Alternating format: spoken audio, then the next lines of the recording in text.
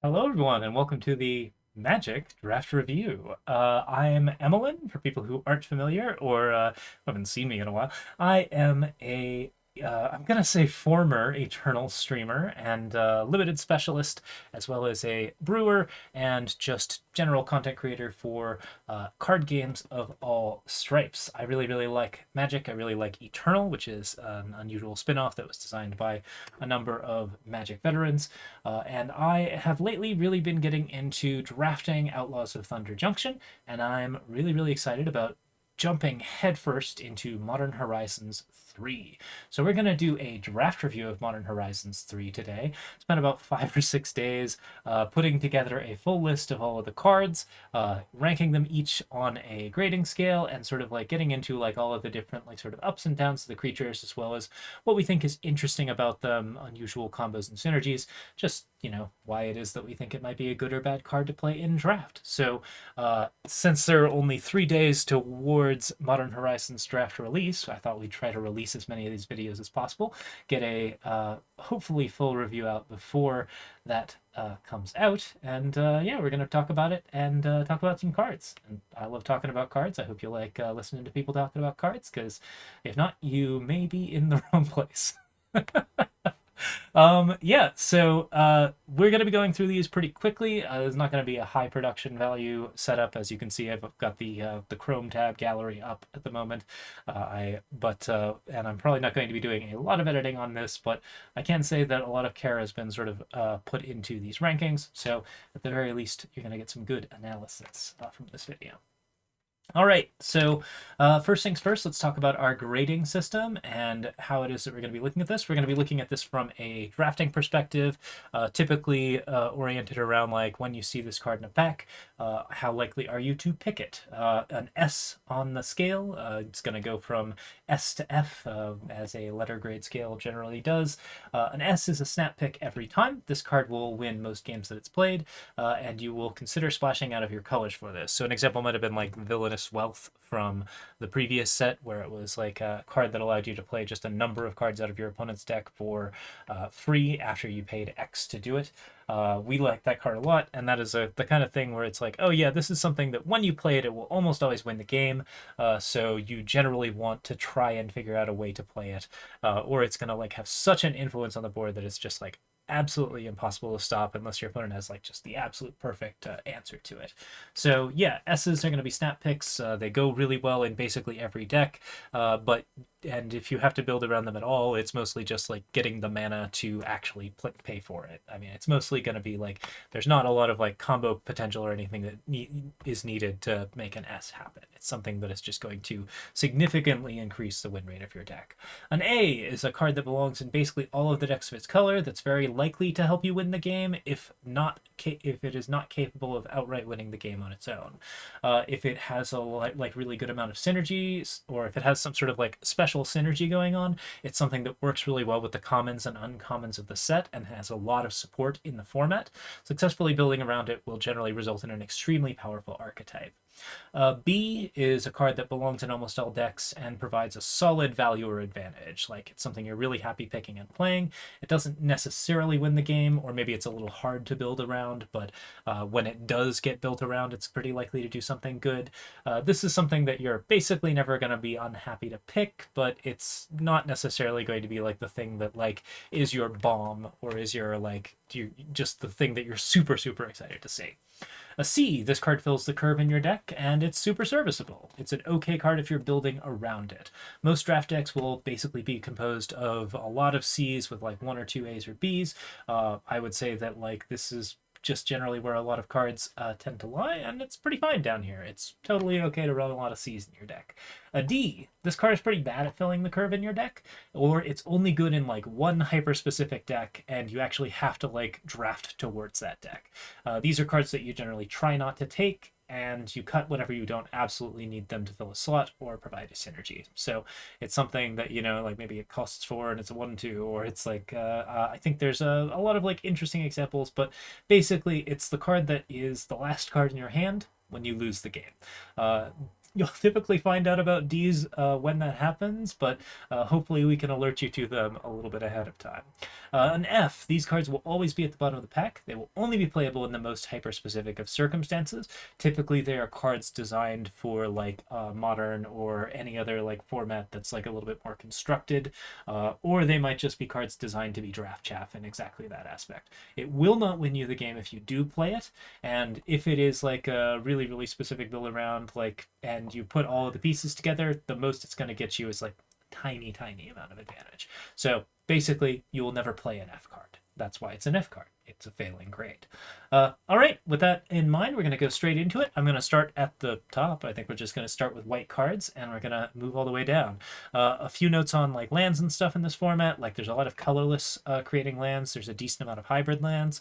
There are a bunch of lands that are spells, and those are also sometimes hybrid lands. So there's a reasonable amount of support for different colors in the format, but there's also basically a kind of sixth color going on here with colorless cards that can only have colorless paid to play them. And while there is land support for that, that's going to be something that's pretty important to consider when you're looking at cards of particular colors. Okay, I think that's everything that we need to get out of the way. Without further ado, Area Auxiliary. All right, Area Auxiliary is a 4-cost flying. When it enters the battlefield, support 2, and gives you a +1/+1 counter on up to 2 other target creatures. It's a 3/3 flyer, which means it's an evasive card for 4. Typically, cards along this line already do pretty well. A lot of them tend to be like high C's or B's. If they have good upside, that's something that we're going to be generally pretty happy about, because evasion is something that's really, really important on a creature. If the card is hard to block or a little bit difficult to play around, then it's something that's always going to be like decent in draft. As a rule, big flyers typically win drafts. Middling flyers often win drafts, but they aren't like the most ridiculously capable options. So what this card is looking at in its best case scenario is providing 5/5 of stats for 5 with evasion on 3 of them. That's pretty bonkers. It seems like a pretty good common overall, and I'd actually be pretty likely to give this card a B. It does need some creature support to get the best value, simply because like you have to have a couple of other creatures on board. But when you do play it, it's typically pretty likely to give you something that you can start pushing across with, while also supporting your creatures on the ground, which allows you to then like sort of attack with other stuff. And if you have other flyers, that's also a pretty good deal. The one thing I would say about this is that this is typically more likely to be like a 4/4 in stats than a 5/5 in stats. It's just not too likely you're going to have 2 good creatures on the board when you play this thing on curve. And like later in the game, when you're playing it, it's not going to matter quite as much how much stats it's going to be generating. So this card has a little bit of an iffiness to it in terms of like whether or not it gets its maximum value, but overall its value is worth a B, maybe a B minus. I would say that this is probably something that you're pretty happy to play. It's a reasonable common to pick, and it's not a common that you're going to be too unhappy about. All right, Johnny Fell's the Gold Sire is next. This is a saga, so it plays on turn 1, turn 2, and turn 3. On turn 1, you exile target creature an opponent controls with power 3 or greater, which is pretty great because it is going to get something that's pretty big. It's also possible that it misses, but most likely this is pretty good. This is going to do something pretty helpful for you. On turn 2, it creates a 2/1 white cat warrior creature token that puts a vigilance counter on a creature you control. That vigilance counter can be a creature that's not the cat warrior, but I would say it's more likely it's going to be the cat, just due to the way that like playing a 5-drop enchantment works. All right, and then finally on turn 3, target creature you control gets double strike until end of turn. That's not a huge benefit, but if you have a big creature on the board, it's pretty likely to push you to help you win the game because it gives you a substantial increase in damage. Most of the time though, I think this is going to double strike your cat. You're going to get 4 points across. Maybe you can put something else on the cat, like a lifelink or a weapon or something along those lines, and get a little bit more pushed. Okay, so a Johnny Fell's Gold Sire gives you 3 pretty good pieces of value: a creature, an exile, and then like a trick that doesn't give you any card advantage, but does actually allow you to attack fairly aggressively and potentially get a little bit of reach, which is to say, whenever I say reach, I am usually not referring to the tagline reach, but rather to cards that can push across for those final bits of points of damage and reach across the board and kill your opponent.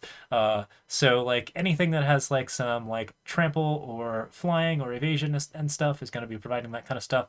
Double strike gives you a reasonable amount of like unblockability and basically makes it very, very hard for your opponent to hit because it's just really, really tough to block a creature with double strike. So yeah, you can get some good pressure off of this. It does allow you to kill stuff. The main thing about it is that it costs 5, and then it's got a very specific thing that you want to do with the format, so it's not going to help you against aggro decks.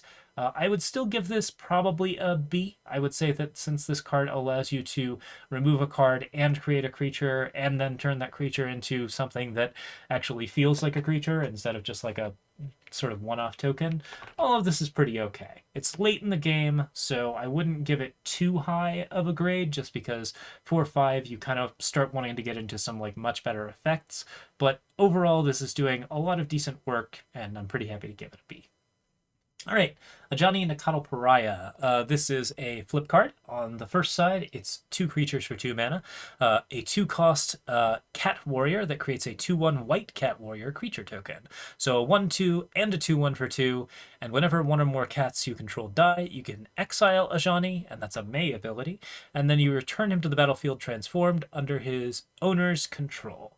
So right away, like, this is a really sizable amount of stats for 2. You're pretty happy to see this overall if you're going to be playing any sort of like aggressive white deck. And I'd say it's reasonably easy to flip if you're a black deck because there's a lot of different options to sacrifice creatures. In addition, the Cat Warrior token is more dangerous than the Ajani. It's much more likely to die, and also it's much harder to block. So this provides a lot of pressure because your opponent does not want to block that Cat Warrior token on the off chance that it does actually flip Ajani. All right, when we flip Ajani, we get Nakatl Avenger, a 3 loyalty planeswalker with +2, put a +1/+1 counter on each cat you control. So you can start things off by immediately putting a +1/+1 counter on each cat you control. Keep in mind that if the first cat dies, that +2 ability does nothing because one of your cats is now a planeswalker and the other one doesn't exist. So it kind of has to be like a little bit cat tribal for that to happen. On the other hand, the 0 ability is create a 2/1 white cat warrior creature token, and if you control a red permanent, you get to deal damage equal to the number of creatures you control to any target. So that's a ping for 1 and a 2/1, or it can eventually start getting a little bit more out of control than that. I would say since this is very likely to be on the trade, like even when you're just attacking aggressively with the 2/1, you can do something like attack with the 2/1 into a 3/3, the 2/1 gets blocked, it dies, you flip Ajani, you create another 2/1, and then you kill their 3/3. So you're up on advantage and you're up on tempo in that respect pretty easily. Finally, the neg4 allows you to make your opponent choose an artifact, a creature, an enchantment, and a planeswalker from among non-land permanents they control, and sacrifice the rest. Now, since they have to choose both an artifact and a creature, this is reasonably likely to get 2 hits. There are a lot of artifact creatures in the set. There are also a lot of artifacts that are just kind of worth it to play. So this is fairly likely to get a decent amount of value if you're using that -4. But getting to the -4 does require you to do some things that you're maybe not going to be doing. I'd say that most often Ajani's just going to be sitting at 3, making these creatures, and then dealing small amounts of damage to your opponent. That being said, this card does have inevitability, which is to say that the longer it's on board, the more likely it's going to kill your opponent. You just keep creating cats, the damage that your cats do continues to increase, and on top of that, you're just up on value every time because you're creating all these really, really good tokens. So this is good. The card provides some reach, the card provides some card advantage, and it's an insane amount of stats on a 2-drop creature. So there's no way we're not giving this an A. I think this is one of the stronger flip planeswalkers as far as it goes. I wouldn't necessarily give it much higher than a high A, just because like it's fairly low board impact later in the game. But I do think that like on curve, this card is incredible. And even when it's off curve, this is something that's going to allow you to stall out a little bit and create some interesting situations for your opponent that are going to be a little bit difficult to deal with. So this is decent. This is extremely strong early and decent late. And that's reason enough to at least give it a pretty strong grade. All right. Next up, we have Angel of the Ruins. So yeah, this is a 7 mana 5/7. It's flying. When it enters the battlefield, you exile up to 2 target artifacts and or enchantments. There are a lot of artifacts in the set. There are a lot of pretty nasty enchantments in the set. Bestow is a mechanic, so you will frequently be seeing enchantments that are just kind of a pretty significant problem. And on top of that, they're going to turn into creatures if you kill the creature attached to them, so actually getting the enchantment does kind of matter. In addition, there are a lot of artifact creatures. There are a lot of like pretty nasty artifacts. I'd say this card is pretty likely to hit something good. So, despite it being 7 mana, that's not actually that hard to do in this format. There's a lot of cards that allow you to ramp up a little bit more easily. There's a lot of Phyrexian spawn, so it's fairly likely to play something big like this. 7-drops are fairly common, but I'd say Angel of the Ruins is one of the stronger ones. Big flyers kill people and generally do a lot of damage. Like basically they're always going to win games if they are left unanswered, which means the card is capable of actually like killing your opponent. It has the level of inevitability that you're looking for, and it's giving you probably some value on board. Like it's either going to trade 1 for 1, or much more likely it's going to trade 2 for 1 or 3 for 1, because it's going to get those artifacts and enchantments off of your opponent's board. It kills your opponent. It's really hard to kill itself because it's got 7 health. And finally, as a kicker, it's got plane cycling, so you can get land selection and have a more reliable turn early on. This is definitely an A card. I'm going to give it an A minus just because I don't think it's doing anything like super, super bomb worthy. And you probably only want one of them overall. But nonetheless, like, a 7-drop that actually does something this effective is pretty reasonable. The fact that it isn't like the most efficient on-rate 7-drop that you can play lowers it a little bit, but this is definitely still an A-. So, great card. You definitely want to play this. You're probably going to pick this pretty highly. Argent Deus. This is a weird artifact. It enters the battlefield with 2 oil counters on it. These are the only oil counters in the format. Whenever 2 or more creatures attack, you put an oil counter on Argent Deus. For 2, you can remove 2 oil counters from Argent Deus to exile another target non-land permanent. Its owner draws 2 cards. I currently have this at a C-. I'm actually probably going to lower that to a D. So a couple of things about this. First things first, you're probably exiling your own creatures for the card draw, because basically exiling your opponent's permanents and then giving them 2 cards worth of draw is typically not going to be all that strong, because they're just going to play more bigger creatures on curve, and it's going to be like pretty actively difficult.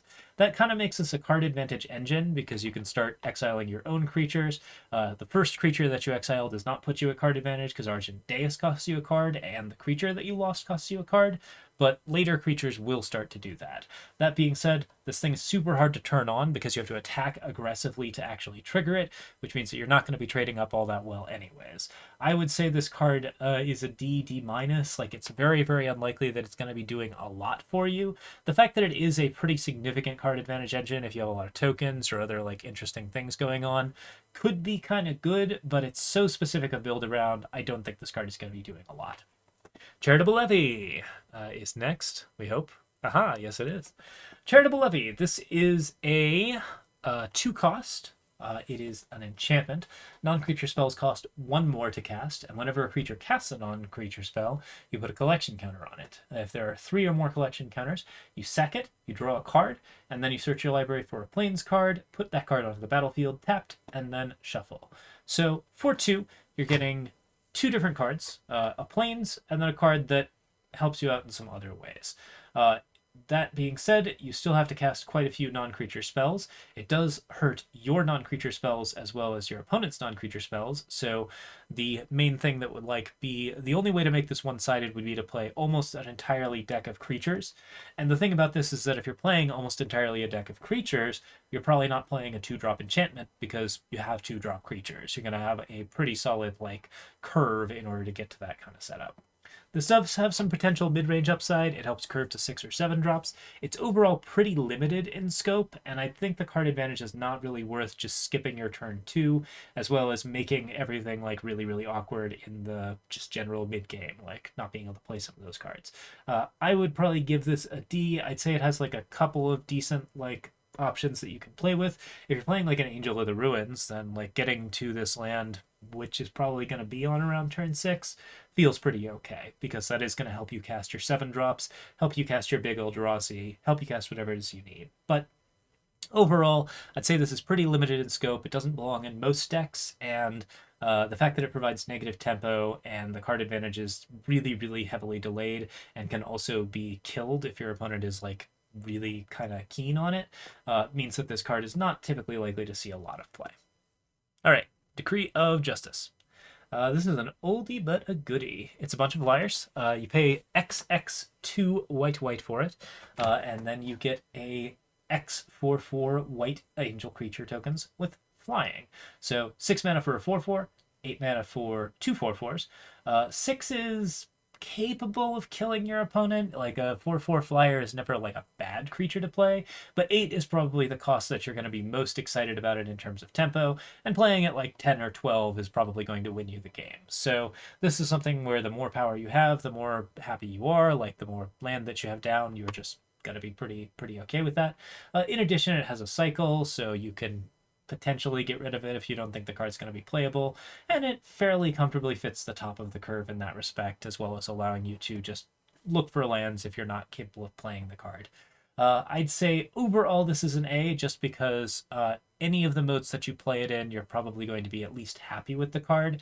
A 4/4 Angel is definitely not something you're super excited about at 6, but getting to 8 is really not that difficult in this format, and playing big white feels pretty good overall. So I'd say this is pretty comfortable. This is an AA minus. Like, this is something where you're getting the creatures you need at the end of the game to win the game, and also to like just finally put a stop to all of that red aggro that's coming at you. So doesn't feel like a terrible thing. I think you're probably okay with this in a slower format. This feels pretty all right.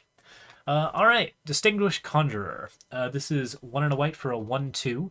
Whenever another creature enters the battlefield under your control, you gain 1 life, and you can pay 5 mana to flicker a creature, which is to say you exile another target creature that you control, then you return it to the battlefield under its owner's control. So, first off, not very good on rate. A 1/2 for 1 is, or a 1/2 for 2 is not going to trade with anything. It's pretty likely to just sort of like not really be a presence on board, so it doesn't give you a lot of like board advantage or tempo. The life gain allows you to help yourself a little bit in races, particularly if you're playing lots of tokens, but that's not a thing that you're doing a lot of in white, and I would say that this is not the most creature heavy white format in the setup, so I'd say that all of this is like already looking like a little bit bad. Now, 4 and a white to flicker a creature does have the ability to remove enchantments from it, to sort of like get rid of stuff that might potentially be like particularly upsetting, like Dog Umbra, which we're going to be getting into in just a second. But and finally, it can create some like interesting engines. I would say this is a C minus. Like, it's something where you're not really unhappy to have a 2-drop. Like, that's really nice. But overall, like, this is something where it's just not doing quite enough on any particular axes or any particular turn in the game. So we really want to evaluate these cards on like what they look like played on curve, what they look like played later in the game. On curve, the card's pretty bad. Once it's later in the game and you start flickering things, it's still not that great an effect for 5. You could probably be doing better things with your mana. So I'd give this a C minus. Dog Umbra. He's living his puppy lifestyle. It is 1 and a white, 2. Flash and enchant a creature. If it's an opposing creature, then it can't attack or block. Otherwise, it gives Umbra Armor, which destroys the enchantment instead of the creature when this card would be destroyed. So, this is a removal card, which is quite good. It is also pretty flexible and can save your creatures instead, which is really, really important because most removal cards do not have that level of flexibility. You have a lot of good creatures in this format. You have a lot of creatures with high evasion in this format, or like that actually like really want to resist that sort of removal. If you can play this card on something and protect it from like a removal spell, you're going to feel pretty happy with it. If you can play this card on a creature and attack in and just like basically prevent it from attacking or blocking, that's also going to be pretty strong. I'd say that both of these modes are pretty good. I would give this card an A minus. It's one of the stronger pieces of removal in the set, even though it doesn't shut down a lot of the like tap abilities or other options that a creature might have. I'd still say this is like really, really good on rate and is going to be doing quite a bit. It might be like a little bit closer to a B plus, just because it's, you know, it's helping, but it's not like necessarily winning you the game. But I'd still say that this is really, really strong white removal, and this is something that you're going to be really happy to play. It's the journey to nowhere of this set in some aspects, and the extra flexibility it provides makes up for the fact that it's not exiling or doing a lot of extra stuff to the creature. Having creatures on board does mean your opponent can still sacrifice them, can still do other things, but this shuts down a lot of stuff in limited. I think you're going to be pretty happy with it. All right, Envoy of the Ancestors. This is a 2 and a white. It has Outlast, which is Outlast for 1 white. You can pay white, tap, and put a +1/+1 counter on this creature. And modified creatures that you control have lifelink. So any modified creature with a +1/+1 counter on it gets lifelink. So yeah, this is interesting. It's a little bit of life gain and a little bit of inevitability, because you can kind of build a larger creature overall and use that to win the game over time.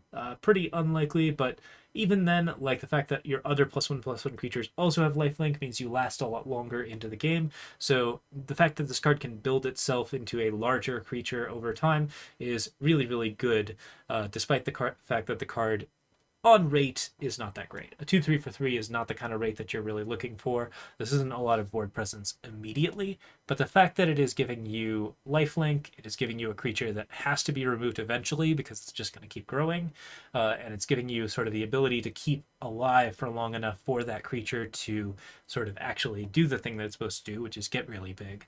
I would say that this card is supporting itself in that aspect. I'm going to give it a B-. I would say that it's pretty a-okay. We've given a lot of high letter grades so far, but some of the bad ones are definitely coming.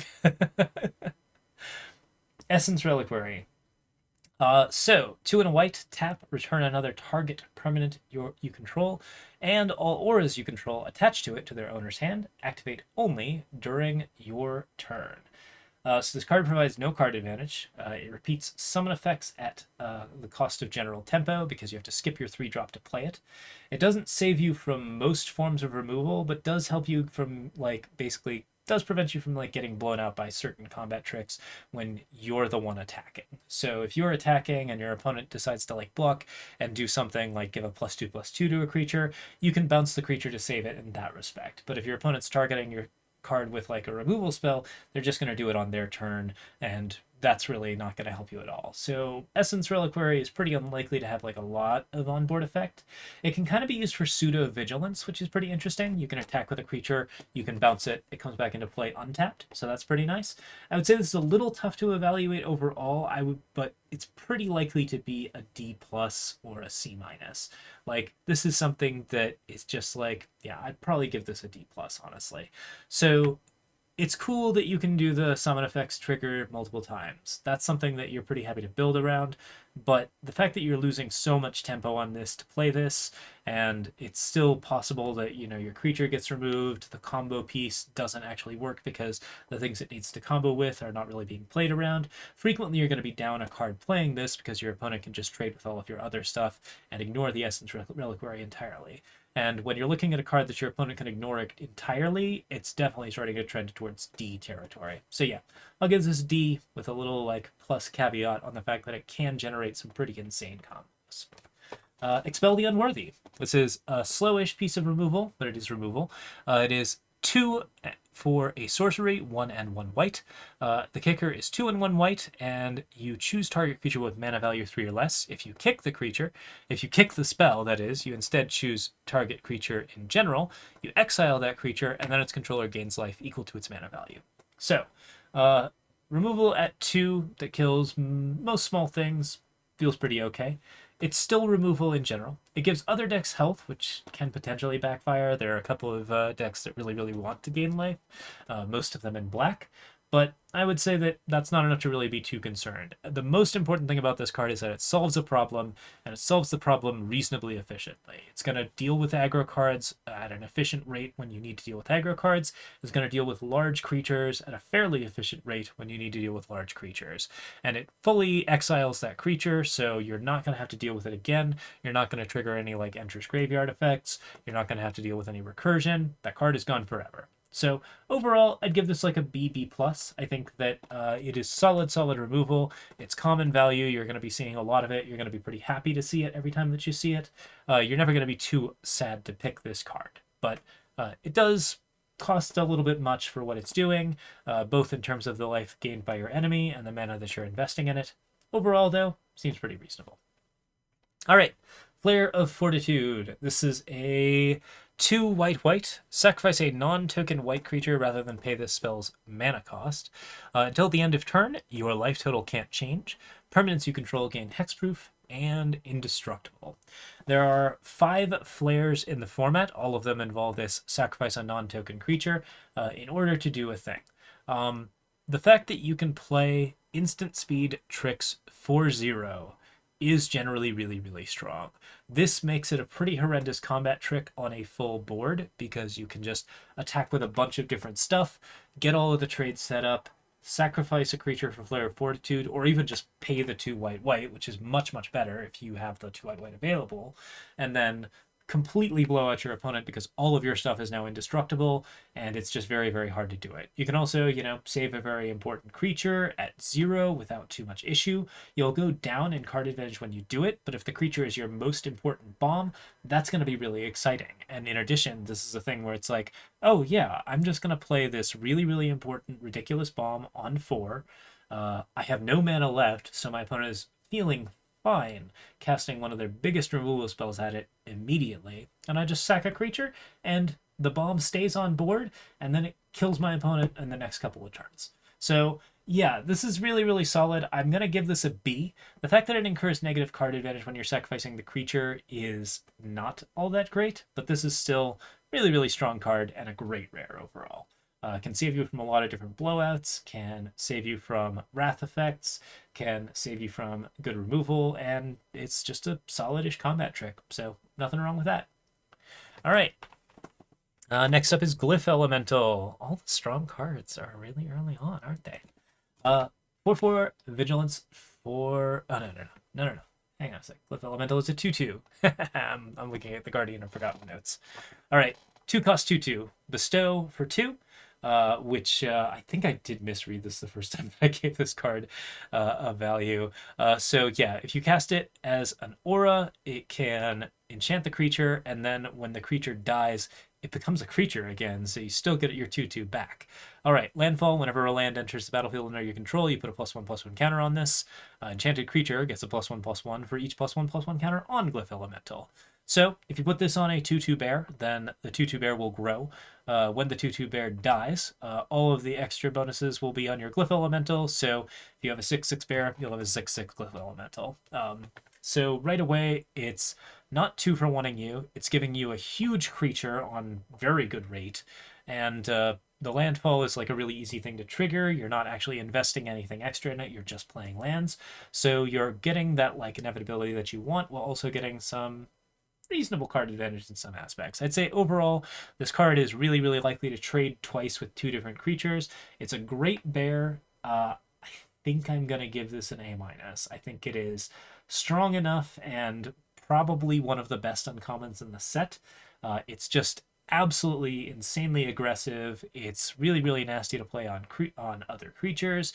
You can play it on itself if you want to, because like if you have a bunch of these, which would be a really great time in draft, yeah, it's just a lot of very nasty, growing, angry little elementals. And yeah, it's a pretty good time. So the fact that Glyph Elemental does all of these things all at once makes it feel pretty solid. I would say this card is frequently getting double advantage out of what it's doing. And even though it doesn't technically ever provide card advantage, it's just so many problems for your opponents to deal with, and it's very hard to get rid of them all. So yeah, I'm going to give this an A-, maybe a B+, if it's... I don't know if it's bad, which I don't think it is. Guardian of the Forgotten. 4/4 for 4, 3 and 1 white. Vigilance. Whenever a modified creature you control dies, you manifest the top card of your library. So you play it face down. If it's a creature, you can turn it face up for its mana cost if it's a creature card. So face down, it's a 2/2 creature. Face up, whatever it is that you've got. All right. So modified creatures are creatures with auras on them, creatures with +1/+1 counters on them, and creatures with equipment on them. Any of those things give that creature the modified status, which is relatively important, but not always going to trigger. 4/4/4 is still a pretty good rate. I would say it's fairly hard to get a lot of manifests off of this, since this card is pretty likely to die to common removal. One of the things that's really important to note about this set is that red has access to multiple different cards that deal 4 damage, and most things are going to be capable of taking care of a 4 health unit. That being said, this is still a pretty great bear. I'm going to give this a B. I think it's overall pretty strong, but I wouldn't necessarily say that it's going to be like totally sick for any particular reason. It's just great on rate and a really lovely fill for that 4-drop slot, which is not that competitive in white. Guide of Souls. This is a 1 white, 1/2. It gives you a human cleric that says whenever another creature enters the battlefield under your control, you get a life and you get an energy counter. Energy counters are going to be a common thing in this format, so we do want to be paying attention to them. They're popular in blue, white, and red decks, but they're not very common in black, and I don't believe you see them in green either. So this is going to make it pretty color specific in terms of what kind of value you can get out of it. We already have that whenever a creature enters the battlefield, you gain 1 life effect that we saw on the 1 and a white 1/2, which makes me feel a little bit better about that rating that we gave it. So yeah, whenever you attack, you may pay 3 energy tokens. When you do, you get 2 +1/+1 counters and a flying counter on target attacking creature. So if you have 3 energy, you can make something fly, get +2/+2, and become an angel in addition to all of its other types. All right, so right away, all of this is really good. It's a 1-cost threat that people kind of have to remove. It has 2 health, so it's not immediately easy to get rid of. Like, you can't just like zap it with like a 1 damage option. It's pretty scary if it stays on the board because it can itself become a 3/4 flyer off of basically nothing. Like, you're just fairly likely to have this be a 3/4 flyer in 2 or 3 turns if you're playing creatures on curve. Multi-tokens love it. If you play Ajani, for example, like, you get 2 different creatures, so you automatically put 2 energy counters into play and gain 2 life, and that means you're very, very close to this thing just being a 3/4 on turn 3. There's a lot of ways to play like Eldrazi spawn tokens and other creatures like that, so this card gives you a ton of energy for the energy decks, which is really, really important. But most importantly, it can do everything it needs to with the energy all by itself. So yeah, this is an A card. It is really, really strong. It provides inevitability. The fact that it costs 1 means that it's just like the best card on rate at 1. You're never going to be too unhappy to play this. And there's no deck where you wouldn't play it, even if you aren't playing energy. So yeah, feels pretty good. Hexgold Slith, 2 cost for a 2/1. When it enters the battlefield, you get 2 energy counters. Whenever it attacks, you can pay 2 energy counters to give it first strike until end of turn. When it deals combat damage to a player, you put a +1/+1 counter on it, thereby making it a modified creature, amongst other things. So I ranked this too high the last time that I saw it because I did think it was you were able to spend energy tokens as mana. Which was a pretty classic era. I did not play in this set when energy counters first came out. I would give this like a C. I would say that overall it's a reasonable creature on rate. It is capable of doing some decent things. It can grow up pretty quickly. It's a good rate bear, but 1 health is not a lot, and it's just not going to be all that great with most different things going on. You can bounce it repeatedly to get plenty of energy counters, and I think that's going to be kind of the general thing about most flicker effects, is that the flicker effects are probably going to be getting you energy counters in most of these circumstances, but the first strike until end of turn is not a great use of those energy counters, so it's mostly just a 2/1 for 2. I might even go so far as to give this like a C-. I would say it's a reasonable creature on the... Because it's a 2-drop that has 2 attack, I would probably be fine giving it a C, but overall, I'm not super happy with it. I don't think we're going to be going with this one too often, and it's just a card that you pick to fill that slot. Indebted Spirit. This card is a 1 white cost 1/1 with Bestow, 2 and a white, so you can put it onto another creature as an enchantment, and it has Afterlife 1 and gives the enchanted creature, if you are playing as an enchantment, +1/+1 and Afterlife 1. I think this card's very good at making your opponent's head hurt. So it's a creature that's an enchantment that makes a creature, but it makes two creatures if it enchants a creature. Yeah, it's definitely not the most ridiculous card, however. So plus one, and Afterlife one, which gives you a 1/1 flying creature, is a pretty good thing to play on a opponent or on a creature that you own, because it means that when the creature dies, you're going to get something that's really obnoxious and you can put equipment on. If you're playing around with equipment or auras or other stuff like that, a 1/1 flyer is going to be a lot more helpful in those circumstances. So yeah, that's pretty reasonable. The card is reasonably good on rate. It's a 1/1 that provides another small creature, and if you play it as the enchantment, you're going to get like two small 1/1 flyers, as well as the creature getting a +1/+1 bonus. So all of that feels pretty good, and you get the 1/1 creature on top of that. It's so hard to explain how this card sprawls the board, but the basic idea is that it's always giving you creatures to sacrifice to play around with, so you're never really unhappy to see it in white-black in particular.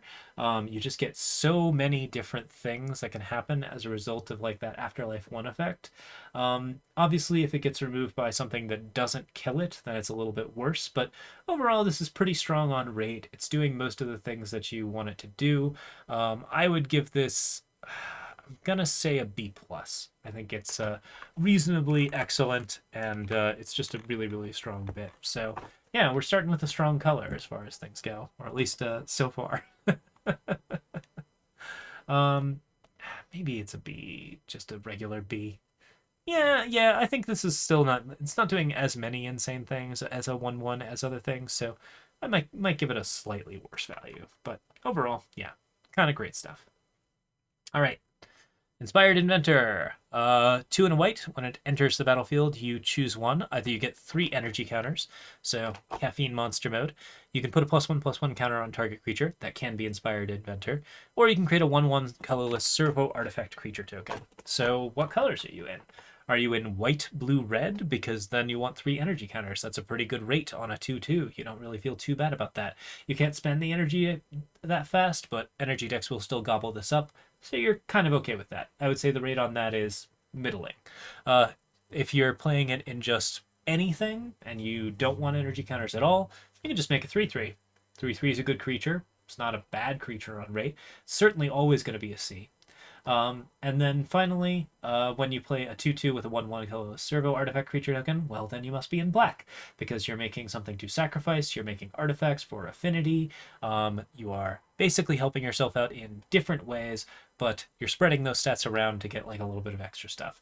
So the thing that's nice about this is flexibility. I would say this makes it a very strong C, but because the card is never doing anything on its own that's absolutely out of control, I would never give it higher than a C. So C plus. Yeah, good card, but not ridiculous.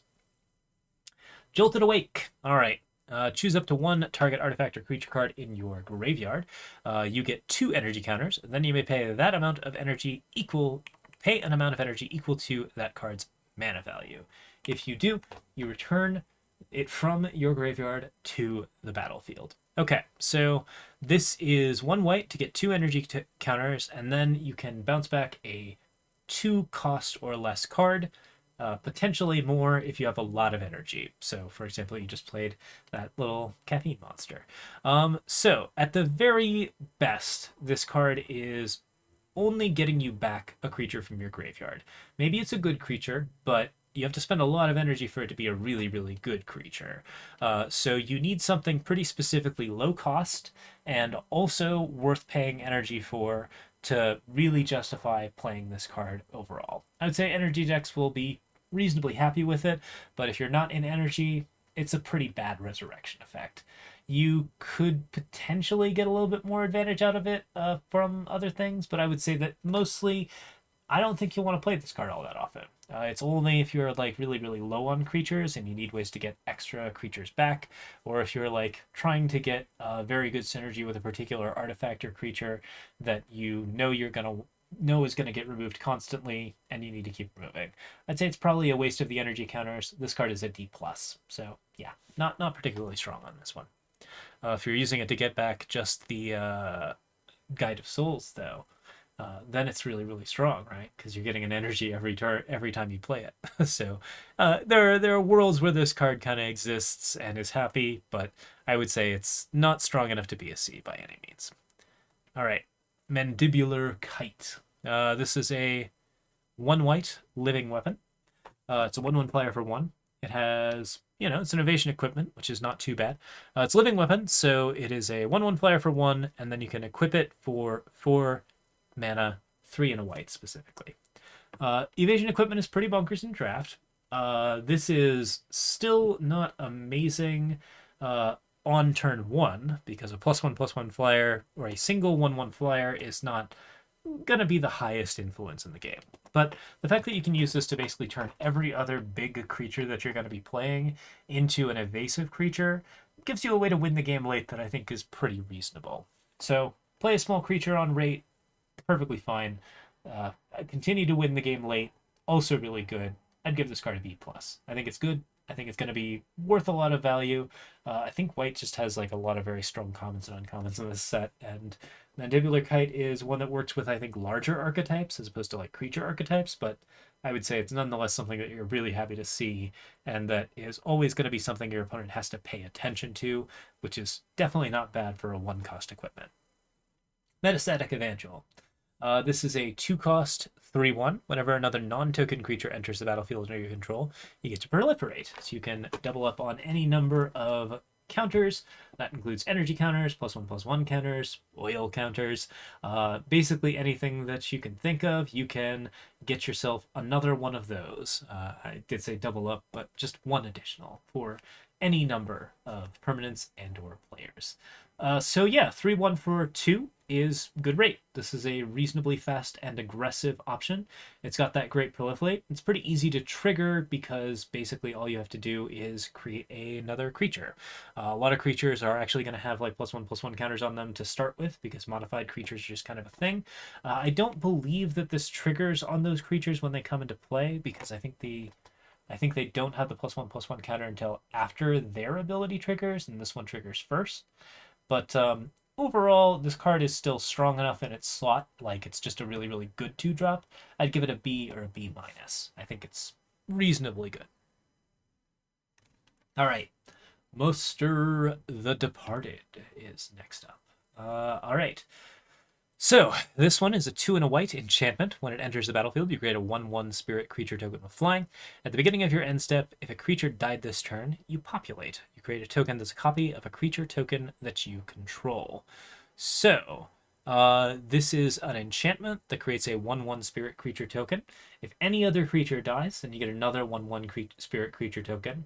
And if you happen to have some sort of other weird, interesting token down, then other creatures dying can allow you to do some interesting things with that. So this one's a little harder to evaluate because it's just like a lot of weird stuff going on in terms of like flyers, but infinite flying tokens seems like it could potentially be pretty good. The main thing about it is that you do need at least 2 spirit creature tokens to sort of get that morbid effect. If they kill one of the tokens, then the rest of them kind of don't really do anything. In addition, like if you get swept by anything, the tokens are all going to go away. You're not going to get any benefits off of that.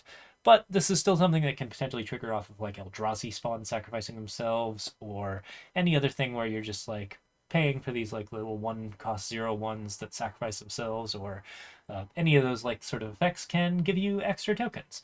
I wouldn't give a lot of value to the combo potential of this. There may be cool tokens in the format that you can play around with, but mostly it's going to be making 1/1 spirit tokens. I'd say this is a pretty bad tempo. It's a pretty mid payoff for how hard it is to turn on and for how easy it is to shut down.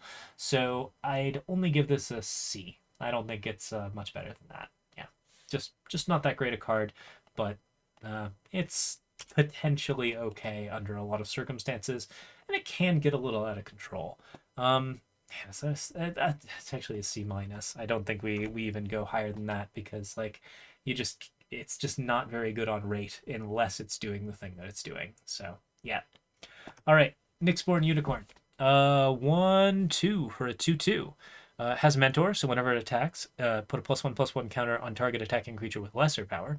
You can also bestow it for 4, and the enchanted creature gets +2/+2 and has Mentor.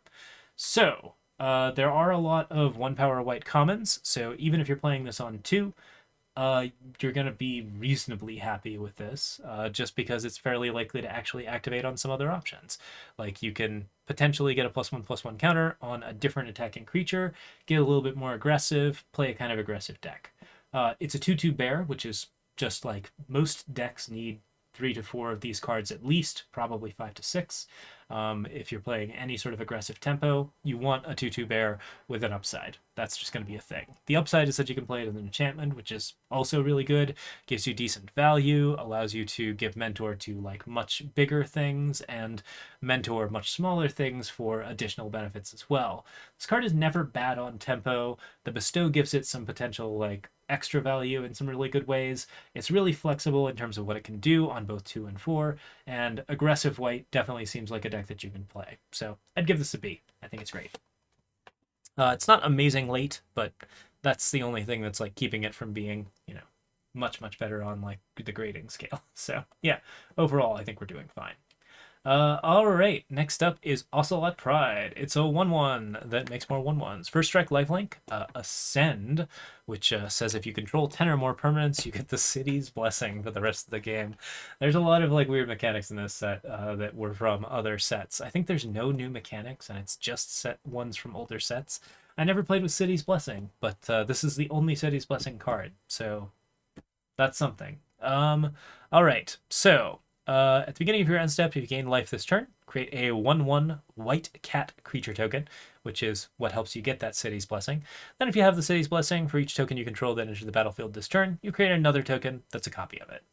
All right, so a 1/1 first strike lifelink that creates another cat at the beginning of your end step, which if you're playing this on turn 1, yeah, that's definitely not bad on tempo.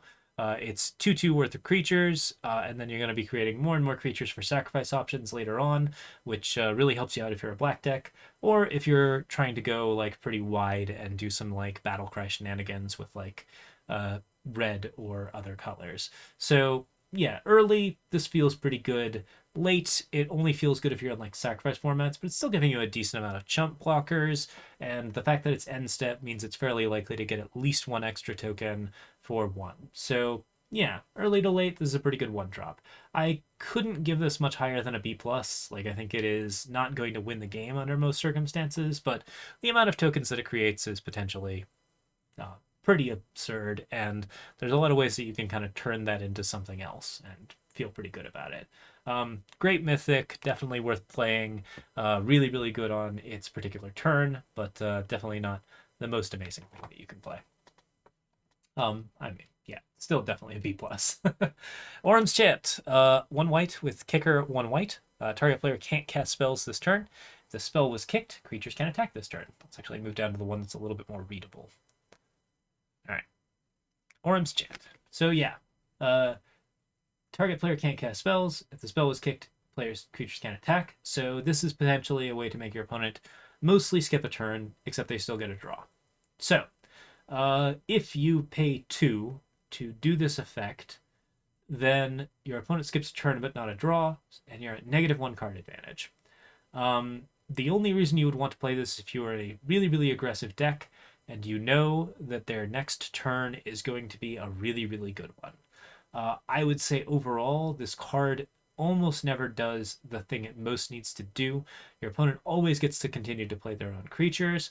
You have to be in a position of advantage to play it, and then it costs you tempo and costs you cards which generally puts you out of that position of advantage. It's an okay way to push for a lethal in some circumstances, but most of the time this card is a D-. I think it's just not really going into anything unless you think that your curve is out of this world, in which case you might take it.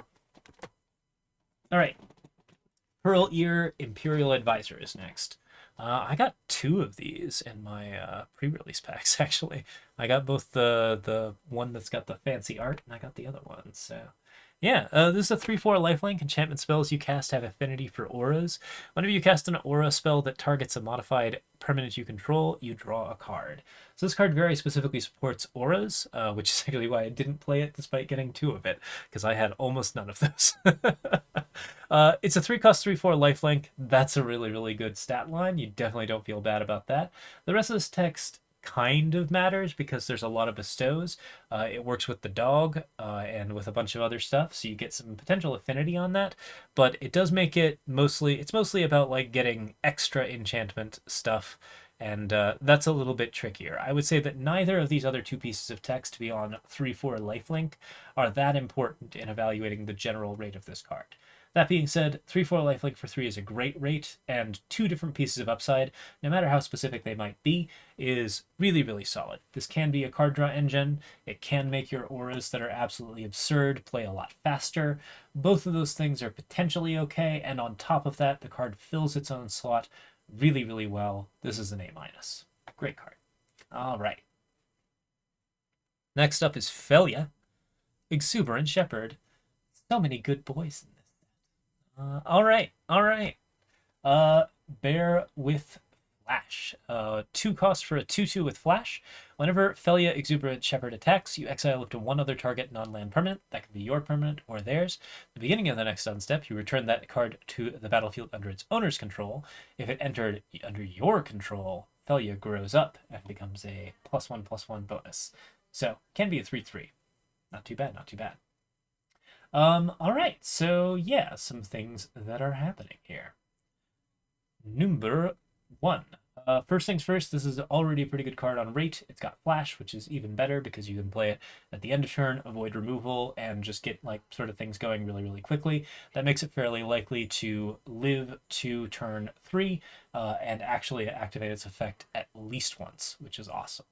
On top of that, like it kills tokens. It allows you to get rid of anything that your opponent has that is a token, and then it doesn't come back, which is really, really excellent.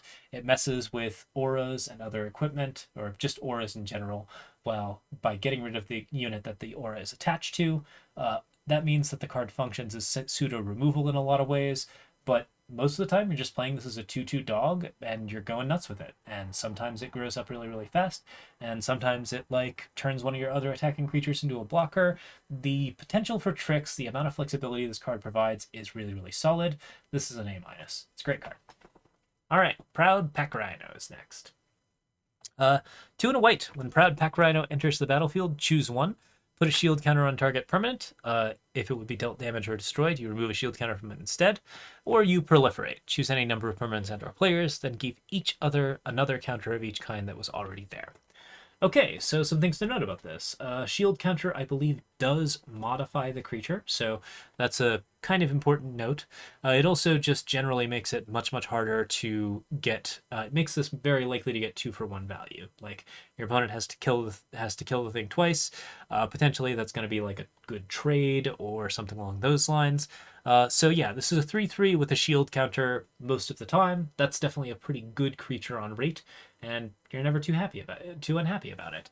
The proliferate is really good if you're ahead. If you have a decent amount of modified creatures, if you have a lot of energy that you want to play with, if you have other things going on, you can potentially do that. It's not going to be like insanely strong, but it's pretty good for a 3/3. I would say that either mode is pretty reasonable. Most of the time, it's just going to be a 3/3 with shield, and yeah, that's really strong. You get a modified creature with a solid stat line that you can attack with pretty consistently, and that's never anything you're going to be too unhappy about. I'd give this a B. All right. Razorgrass Ambush. Okay, so this is a land, notably. It plays as a white, but you can also pay 3 life to make sure it doesn't enter the battlefield tapped. Or you can play it as an instant. It is one side or the other. You can choose either side when you are playing it. Okay, so Razorgrass Ambush is a land. I actually think we're going to evaluate it on the lands. Spoiler alerts, it's pretty good, but we will be talking about it in the land section eventually. Overall, not a bad card. Recruit of the Guard. 3. Sacrifice plus tutor at a tempo loss. So this is a 3-cost 1/1.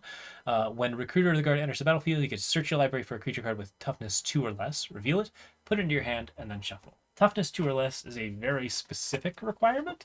It's most likely still going to get, small things, 2 drops, that kind of stuff. But there might be something really, really aggressive with like a high power value that you're not too unhappy to pick up. That being said, you are paying 3 for a 1/1, and then you get a creature on top of it, but you do lose a decent amount of tempo on this because the card's not very good on its own rate. And while it is technically card advantage, it can get you killed by aggro in a lot of circumstances because this is something where you're playing the card and then you're kind of like falling a little bit further behind. This is a slow format, so a card that puts you behind is not like the most insane thing, but for a mythic, this is honestly a C or a C minus. I don't think it's doing very much. It is still giving you enough that you're okay with it. The tutor's fairly limited, but you do get a body on top of that to sacrifice. Maybe the thing you're tutoring for is important enough that you're pretty happy with it. You can get like some really bomb like options like Emperor of Bones or other ridiculous nonsense. But overall, I don't think this is going to be like a particularly popular mythic, and it's one that you might conceivably pass on for a better card. So yeah. Rose-Cut Knight. 4/5 or a 3/4 with an artifact draw. So 5 cost Vigilance. When it enters the battlefield, look at the top 6.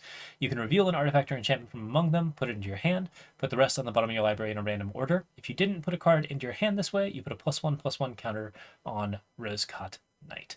So you get to look at the top 6. You get an artifact or an enchantment card, which is potentially a good artifact creature, potentially a very powerful piece of your kit.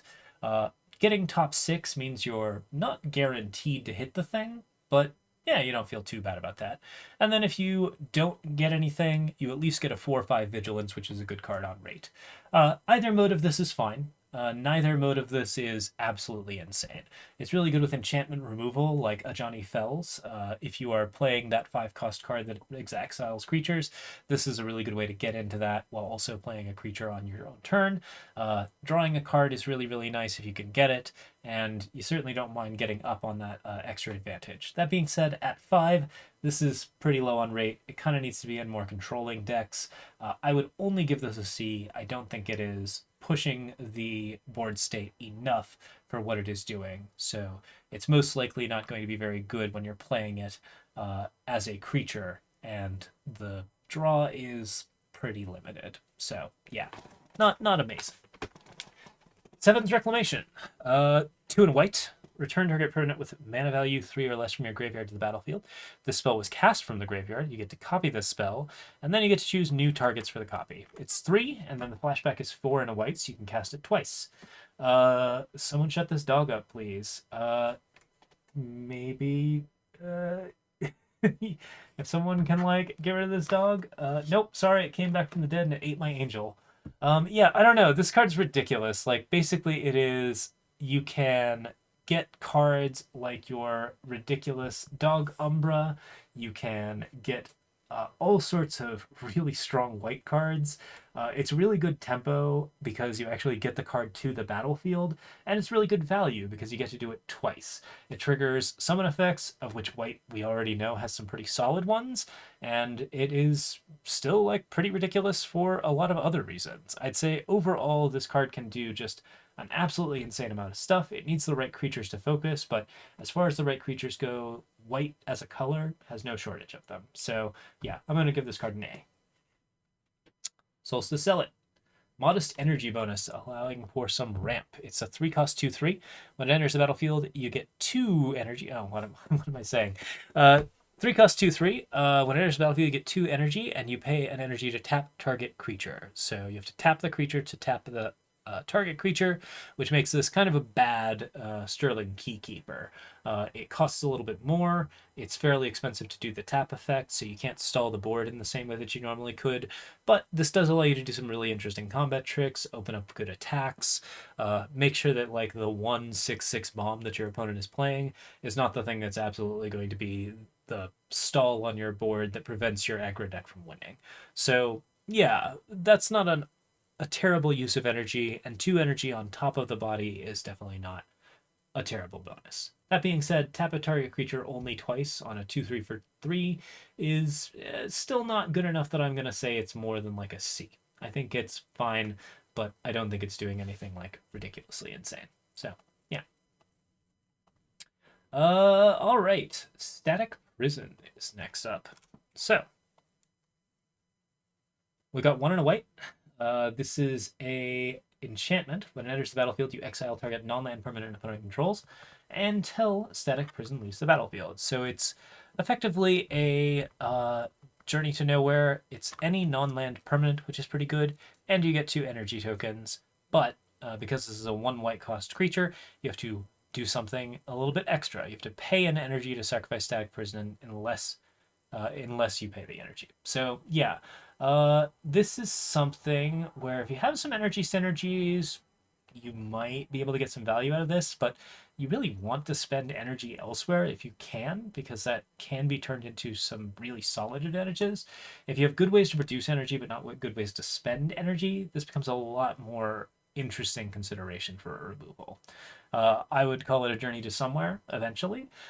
It is card disadvantage, but you do get some tempo out of it. So if you're being really aggressive and you're trying to just get through, paying 1 for this while also being able to play your 3-drop or 4-drop on like turn 5 feels pretty good. So I think it's probably fine in aggro, but I don't think I can give this better than like a C minus. I think it's just not doing quite enough as a removal card because you will eventually have to give that card back. And on top of that, giving the card back means potentially triggering its summon effects or any number of other things that might be fairly bad for you. So Static Prison, it solves a problem, but only in like kind of an eventuality. You have to be playing really, really aggressive to do this, and this is not that aggressive a format. All right, Thraben Charm. 2 cost, instant. It is a charm, so it has 3 different modes. You can deal damage equal to twice the number of creatures you control to target creature. That's pretty solid. That probably kills a creature because you're playing white, so you're going to have a decent amount of creatures. You can destroy target enchantment. That's definitely not bad. That's a 1-for-1 that probably gets rid of a problem that you are really, really upset with. Or you can exile any number of target players' graveyards. That's not an amazing mode, but if your opponent is doing something really, really silly, like, I don't know, they've got an Emrakul that they've milled into their graveyard, and you're a little bit nervous, then yeah, Thraben Charm is pretty okay for solving that small specific circumstance. Yeah, I don't think that this is an unreasonable charm by any means. It's removal in aggro because you get to basically just do a lot of good stuff. It's enchantment destruction, but you don't really have to do like, spend a card slot because you can also use it for its other modes. So you get to have that enchantment destruction without having a card that's entirely dedicated to enchantment destruction, which I think is really, really important for enchantment destruction. And then, it also allows you to just do instant speed shenanigans and turn off some of your opponent's weird tricks. I would say it's fairly hard to argue with this card as long as you have a decent amount of creatures in your deck. So I'm going to give it a B+. Voltstorm Angel is a reasonable flyer. It is a 4/4 flying that gives you 3 energy counters. At the beginning of combat, you can pay 2 energy to either give Voltstorm Angel Vigilance and Lifelink, or give other creatures you control +1/+1 until end of turn. I believe you can only pay this once every time. I think that's true of all of the attack triggers as well as these beginning of combat ones. But nonetheless, this is a 4/4 flying angel. Vigilance is not like a thing that you're going to activate all that much, but it's reasonably good when you do activate the +1/+1 ability here. It's a pretty reasonable flyer for its rate. I'd give this a B. I think it's okay. Maybe a B-. I think both of the energy modes are a little bit underwhelming. And that +1/+1 can be quite tempting. Yeah, I'll keep it at a B for now. All right. White Orchid Phantom is next, and we're getting close to the end. White Orchid Phantom, 2/2 flying, first strike for 2. It's a 2 and white, or it's both 2 white mana specifically, so you have to cast it if you're being pretty heavy on white. It's fairly unlikely to play it on rate otherwise if you're in multiple colors, which you're likely to be in a draft or seal format. When it enters the battlefield, you destroy up to 1 target non-basic land. Its controller may search their library for a basic land card, put it onto the battlefield tapped, and then shuffle. So 2/2 flying, first strike for 2. Feels pretty okay. The destroy is not optional, so you could potentially fix your opponent's colors here in some weird ways, but you could just as easily shut off their colorless source and mess up their entire game plan there. There's not a lot of drawbacks to this card, so I'm having a hard time giving it like lower than like a C+. I think it's a reasonable thing to play. The fact that it's double white is a little bit hyper specific, so it's a little hard to pick it, but I mean, most of the time you're pretty happy to see this. I don't think it's a pick one, pack one, but if you're in white, yeah, you're picking a White Orchid Phantom. I'd give it a B-. Yeah, I think it's just good enough in its own slot as a bear. Flying in first strike, yeah, very, very hard to kill. Does kill your opponent eventually. Lots of good stuff.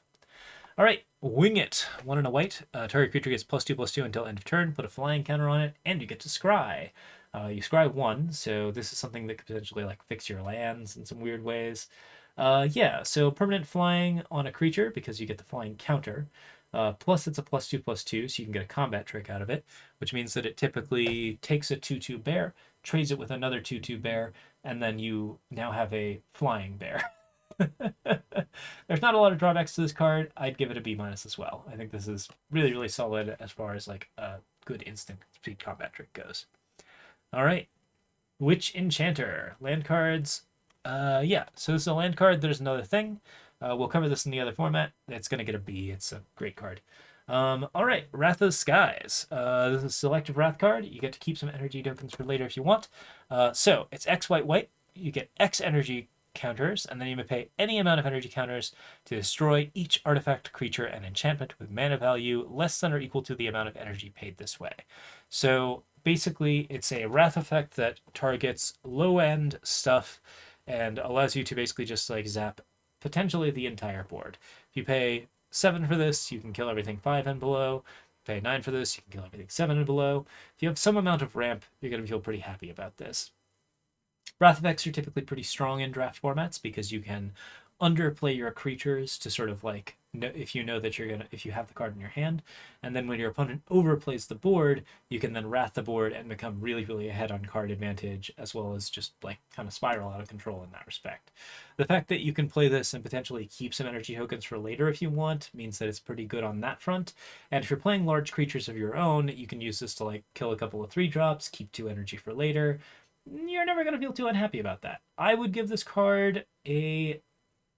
I think a good Wrath effect is going to be like very, very strong. I have it currently as an A, but I think the fact that it's a little expensive might limit its value, particularly since a lot of the creatures that you most want to Wrath in this format are 7-drops. So that makes it a little bit of a ask in order to cast. But still, this card basically sweeps every type of red deck and any type of aggressive option that's just continuing to smash into you.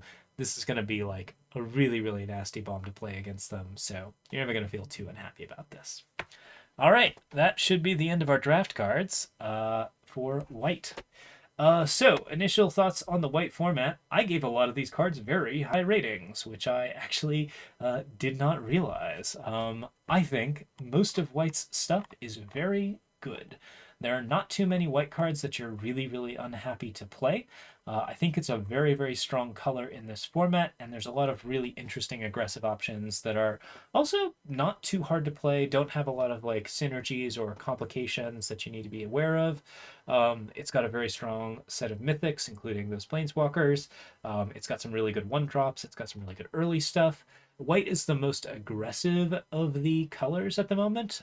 Red will obviously be competing for this slot, but I would say that like just the sheer quantity of high value creatures in this particular setup means that white is potentially the color that you're going to want the most for running down your opponent's 7-drop Eldrazi decks. And on top of that, it's going to have artifact and enchantment destruction in that mix. So yeah, what's not to love? And then at the top, Big Angels. I think, yeah, overall, this is filling a lot of the different slots in terms of what it is that you need. It's playing around with energy, which is kind of fun, means that you can splash into a lot of different colors.